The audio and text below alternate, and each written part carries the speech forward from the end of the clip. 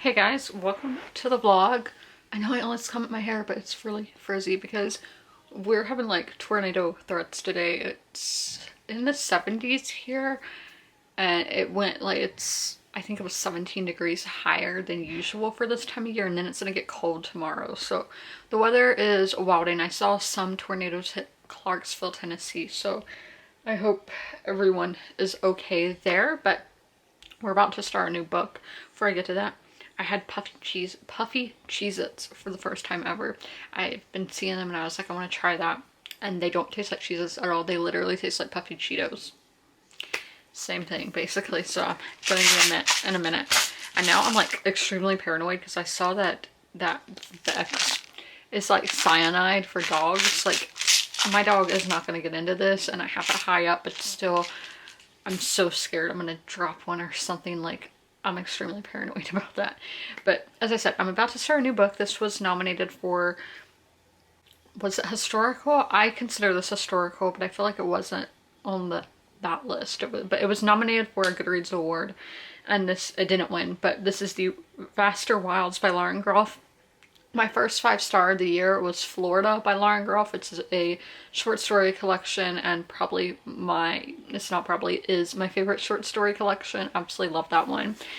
So this is a novel, and yeah, it's listed as literary fiction on the back. I never understand how they decide what's literary fiction, what's contemporary, what's historical.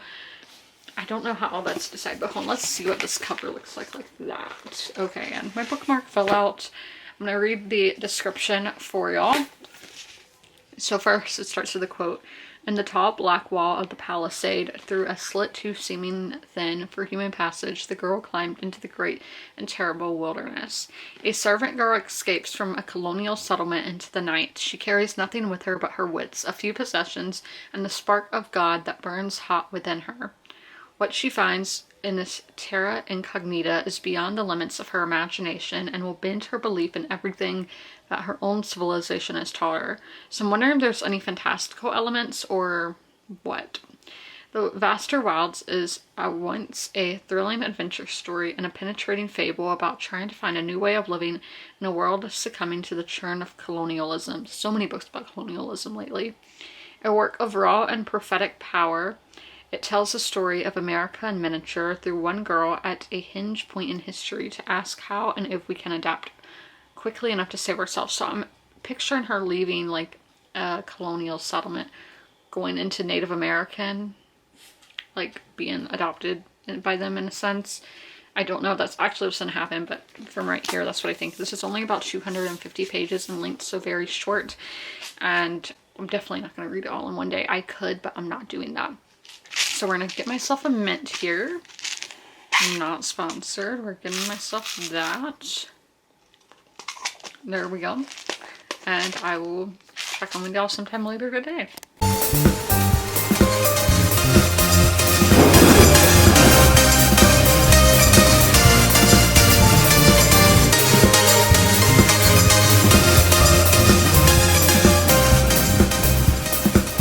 Guys, it's nearly 10 p.m. and I'm realizing I haven't edited yesterday's vlog, so it's going up late. My apologies for that, but they have been going out early, so give me some slack, cut me some slack, whatever the saying is. I read 157 pages today so far, and I'm still going to read a chapter of The Fiery Cross later, so we are reading a lot.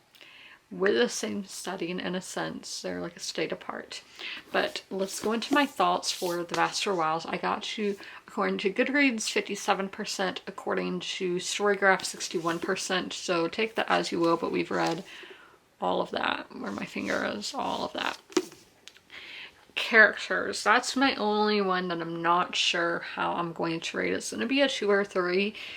This is a nameless character, which that doesn't really mean anything to me. It's like I have no preference if a character has a name or not. One thing that I do think is interesting pronouns. Are they pronouns? Nouns when they have the, when they're capitalized. So like places and all of that.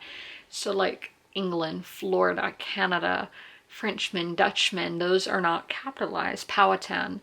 not capitalized. And I'm really curious how the character doesn't have a name, then those, it's not pronoun. I'm blanking on the word. I remember learning about it in elementary school. But all of those things that are names are not capitalized. I was like, respected. And I think that's super interesting. Is that something about, do those being lowercase have anything to do with our character being nameless? That these names of things don't matter in the long scheme of things? Because if we think back, was Stonehenge only called Stonehenge? I doubt it. Or the pyramids only called pyramids? I don't know. So even we can say, okay, was South Carolina only called South Carolina? No. And it's just, as time goes on, names are irrelevant. Because there was a part where she's in a boat and she goes, she's on a river, I think it's the York River at this point, and she goes by the shore and she sees some Powhatan children playing with a dog, and she's like, I wonder if, and this is such colonialism too, she wonders them seeing her, she's like a ghost, and it's going to go down as a ghost story in Powhatan legend for generations and generations, and she's not going to be forgotten to time. And the next chapter is like, the kids wonder if they should go tell their mom that they saw this crazy lady on a boat, and like they don't really think much of it and all of that.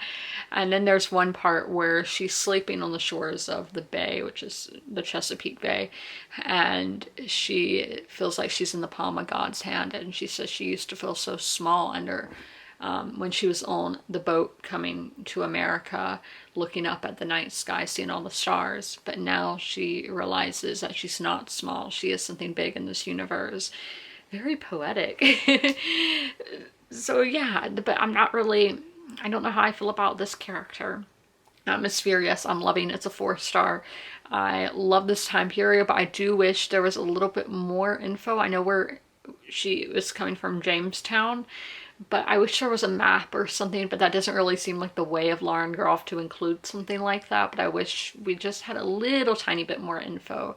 Writing, absolutely love that. That's why I love Lauren Groff as an author. I love her writing style. It's so blunt, sharp, leaves, I'm not going to say leaves nothing for the imagination, because just because I have an extremely active imagination, I'm always thinking of things, I'm always picturing things in my head when I'm reading, and when I'm not reading, I'm always thinking up new ideas and thinking of things that I've read. So it's just, when you can be so blunt but still get a point across, still have a picture forming, and still be descriptive, that's fantastic. The writer I can relate this to is Joan Didion. Very reminiscent of Joan Didion. Irene Sola, who is a Catalan author, she's another one. Then plot, I am loving this plot. I think I'm going to give the plot a 5. This is definitely more of a plot-driven novel in my mind. I love the idea, well, I love survival stories for one. It can be in sci-fi, it can be fantasy, it can be anything. I love survival. It's just so a primal instinct, I guess, that we all are trying to survive. Even like me, I'm trying to survive every day.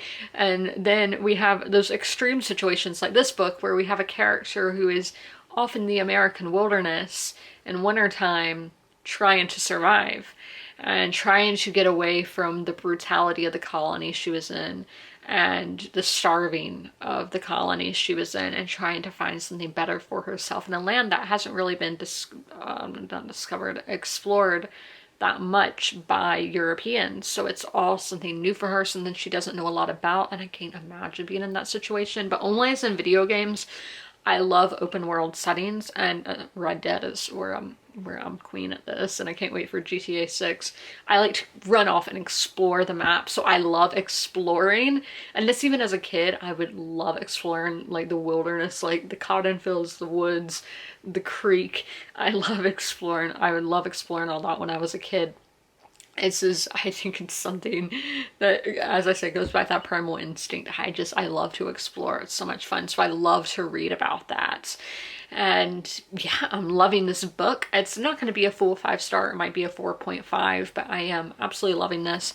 I wouldn't recommend it to everybody because I know that writing style isn't going to be for a lot of people. I know nameless narrators are not for a lot of people, but I am loving the setting and writing so much. And how I was just discussing like what we are in this universe. There's interesting discussions that this book is bringing forward. So I'm going to end the vlog here. If you made it through this whole video, leave a tree or plant emoji in the comments below. And as always, comment, rate, and subscribe. And don't forget to ring that notification bell to be notified when all my videos go live. I'll see you in the next one. Bye!